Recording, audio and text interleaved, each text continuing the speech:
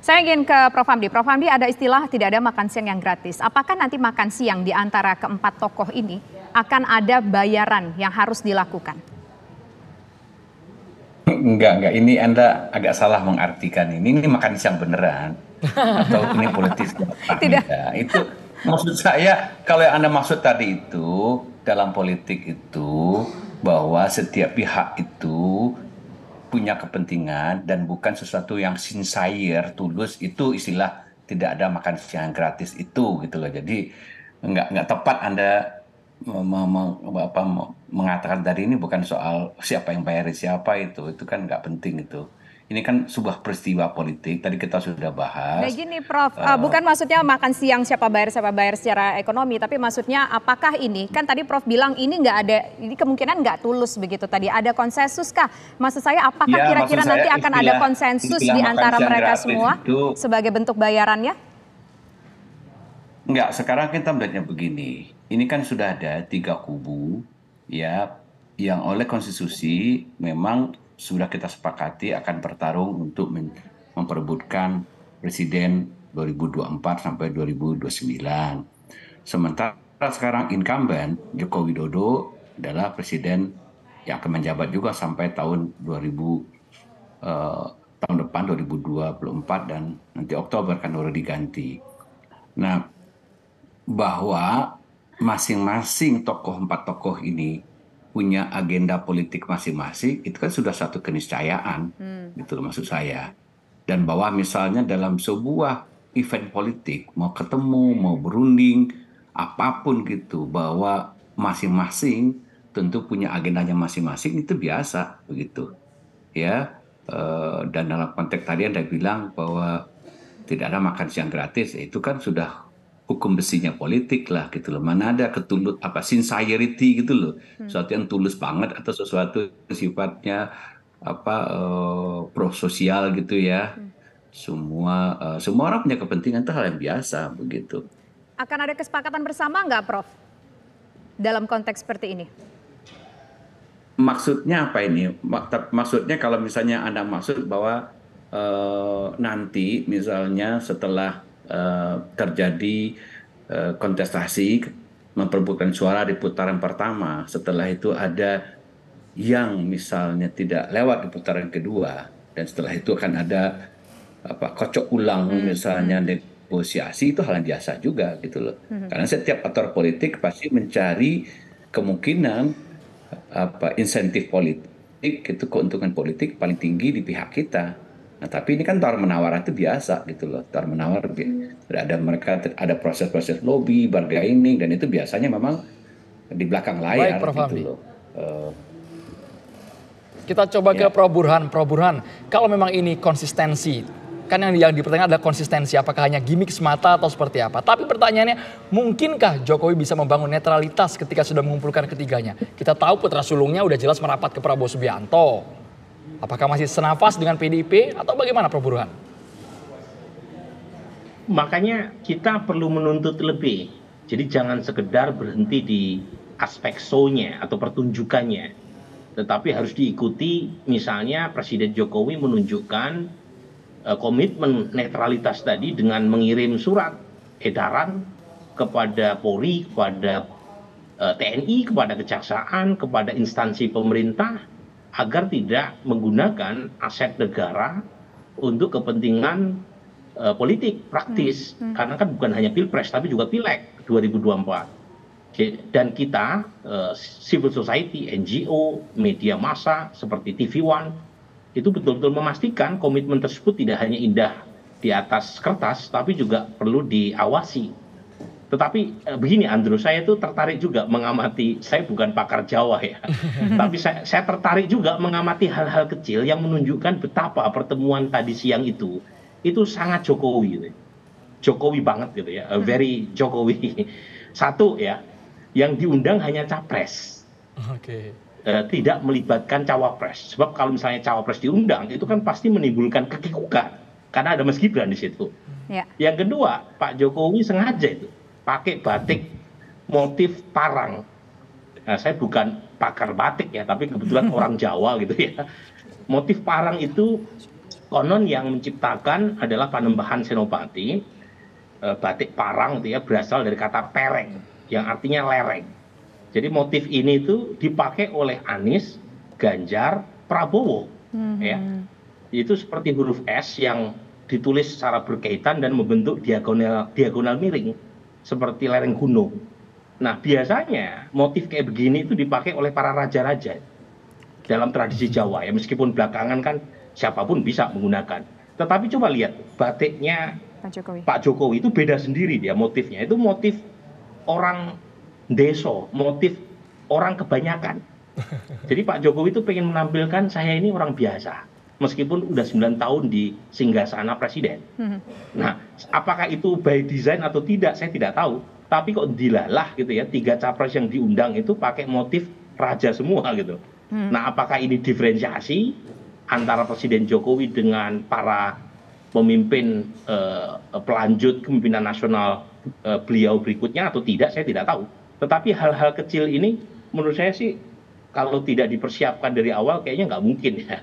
Karena Pak Jokowi pakarnya tuh soal sesuatu yang kecil, detail, kemudian dia persiapkan secara matang supaya tidak menimbulkan tanda tanya atau keraguan banyak orang. Oke. Mas Kirdi, soal motif batik. Detail ya. Jadi kalau kita bicara soal motif batik yang ditampilkan oleh Pak Jokowi gitu ya, motif wong deso gitu ya. Saya sepakat dengan Prof Burhan bahwa tidak mungkin presiden kita ini benar-benar kebetulan atau dilalah itu kemudian pakai batik seperti itu. Sepakat bahwa memang motif parang itu haram bahkan untuk masuk ke keraton karena itu motifnya para raja-raja tadi yang boleh pakai. Dan dengan simbol seperti itu seolah-olah menampilkan bahwa ini ada calon raja 3 dan saya cuman orang desa yang nggak bisa berbuat apa-apa dari situ. Loh, sekarang pertanyaan saya, tapi kenapa perlu ditampilkan seperti itu? Kan kalau misalnya mau sembarang aja nggak usah pakai batik bahkan. Dan sekarang pertanyaan saya, kita kalau datang ke acara di Istana Negara, acara di kementerian bahkan mungkin, itu kan seringkali kan tulisan undangannya ada dress code-nya ditulis kan. Nah, kalau dibilang kebetulan, saya sepakat dengan Prof Burhan, kayaknya nggak mungkin kebetulan sih gitu ya. Itu satu. Kedua, apakah memang Pak Jokowi, kalau ada yang melihat dari sisi pandang bahwa Pak Jokowi itu adalah nurun gitu ya, sebagai apa namanya humble gitu, down to earth gitu. Waktu 17-an kemarin kan enggak. Raja Jawa kan bajunya. Tapi ini juga cukup menarik ya, Mas Kirdi. Soal posisi duduk ini ada maknanya nggak? Ganjar di sebelah kanan, kemudian Prabowo di sebelah kiri, Anies di seberangnya Jokowi. Ada nggak sih makna yang bisa kita ambil dari posisi duduk ini, Mas Kirdi? Mungkin aja ada maknanya yang bisa ditampilkan di situ. Tetapi sebetulnya nanti kalau misalnya Ganjar ditaruh sebelah kiri, Prabowo sebelah kanan, nanti kita juga akan tanya kayak gini juga. Soalnya kan? Ini Mas, kalau pejabat kan di kursi ada nama biasa di belakang. Iya betul, udah diatur. Kita nggak bisa ngintip kursinya Kak Bindro. Maksudnya bukan masalah karena siapa duluan yang cepat datang harus menempati kursi ini kan Mas ya? Betul, enggak, sudah diatur posisi duduk. Kayak kita aja duduk, saya kan pasti harus duduk sini, nggak mungkin saya di tengah-tengah gitu, atau di sebelah sana gitu kan. Jadi buat saya apa yang ditampilkan ini adalah sebuah drama yang sifatnya grande gitu ya, untuk mengademkan masyarakat. Dan saya setuju ya, itu jangan sampai terjadi kejadian kayak 2019. Tapi apakah kemudian di sini menentukan secara murni beneran netralitas Pak Jokowi, itu masih jadi buat saya masih sebuah jadi tanda tanya besar, dan masyarakat Indonesia juga saya yakin juga banyak bertanya-tanya. Kenapa? Sederhana aja. Kalau dibilang bahwa Prof Burhan tadi bilang bahwa yang paling penting adalah konsistensi setelahnya. Sepakat. Setelahnya dan sebelumnya masyarakat perlu bisa lihat simbolisasinya. Kalau cuma ngirim katakanlah surat edaran ke sampai level apa bahwa harus netral segala macam, semua bisa. Sangat bisa. Tapi di balik layar kan orang bisa aja tapi gini ya kan bisa, kita nggak tahu. Ini saya nggak tahu loh ya netral apa enggak gitu. Dengan asumsi kalau mau husnuzon ya netral. Mas Kirdi masih nahan kayaknya. Gitu. Loh, tapi kalau kita bicara sinyal yang ditampilkan, apakah kemudian akan menimbulkan sebuah ketentraman di masyarakat kalau misalnya poin-poin yang penting untuk bisa menjangkau masyarakat tiba-tiba kemudian ada pergantian, misalnya kayak gitu, misalnya kena korupsi, kena segala macam, yang nentuin korupsi segala macam siapa?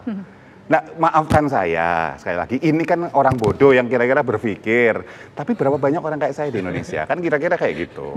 Baik, kita ke Prof Hamdi. Prof Hamdi, kalau dari aspek psikologi politik menguji netralitas presiden, lah wong kita semua tahu bahwa putra sulungnya ada di Prabowo Subianto. Prof Hamdi. Iya, kalau rumus paling simpelnya tadi sudah sebut-sebut juga, walk the talk katanya. Jadi jalankan apa yang Anda ucapkan begitu, dan kelihatan dalam konsistensi tindakan nyata gitu, bahwa tidak ada misalnya mobilisasi dari